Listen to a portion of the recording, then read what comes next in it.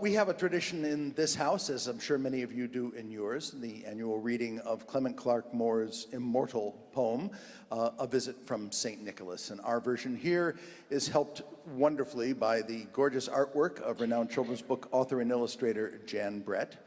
And we have some special friends of the Boston Pops and the community to read Clarke's immortal words. From WHDH 7 News in Boston, anchor Jadian Thompson and meteorologist Jeremy Reiner. Please welcome them.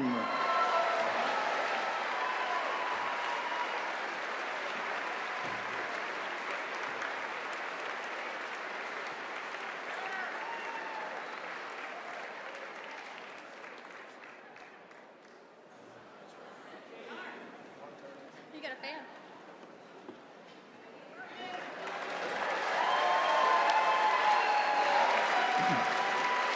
Sorry, this is what we call improvising. On the spot in front of 2,000 people. White Christmas? Absolutely. Sorry about yesterday. Missed that one, huh? I wasn't going to bring that up. I wasn't either.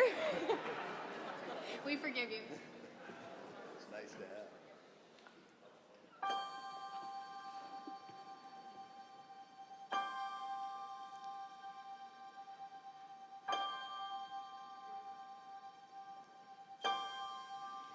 "'Twas the night before Christmas, when all through the house not a creature was stirring, not even a mouse. The stockings were hung by the chimney with care, in hopes that St. Nicholas soon would be there. The children were nestled, all snug in their beds, while visions of sugar plums danced in their heads. And Mama in her kerchief and I in my cap had just settled down for a long winter's nap. When out on the lawn there arose such a clatter, I sprang from my bed to see what was the matter. Away to the window I flew like a flash, tore open the shutters and threw up the sash. The moon on the breast of the new fallen snow gave a luster of midday to objects below. When what to my wondering eye should appear but a miniature sleigh and 8 tiny reindeer, with a little old driver so lively and quick, I knew in a moment it must be St. Nick. More rapid than eagles his coursers they came, and he whistled and shouted and called them by name. Now Dasher, now Dancer, now Prancer and Vixen, on Comet, on Cupid, on Donner and Blitzen. To the top of the porch, to the top of the wall, now dash away, dash away, dash away all. As dry leaves that before the wild hurricane fly, when they meet with an obstacle mount to the sky. So up to the housetop the coursers they flew, with a sleigh full of toys, and St. Nicholas too.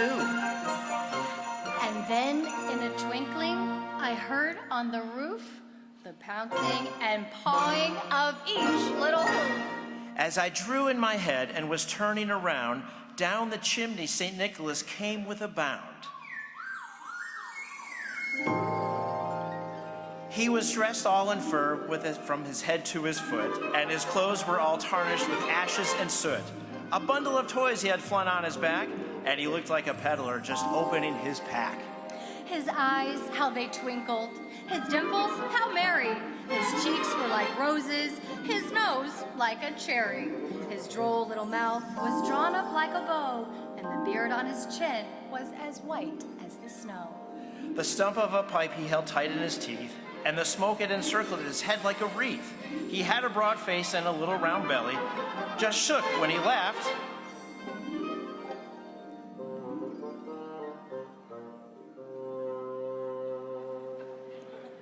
Like a bowl full of jelly. He was chubby and plump, a right jolly old elf, and I laughed when I saw him in spite of myself. A wink of his eye and a twist of his head soon gave me to know I had nothing to dread. He spoke not a word, but went straight to his work and filled all the stockings, then turned with a jerk. and laying his finger aside of his nose, and giving a nod, up the chimney he rose. He sprang to his sleigh, to his team, gave a whistle. And away they all flew like the down of a thistle. But I heard him exclaim, ere he drove out of sight, Merry Christmas to all, and to all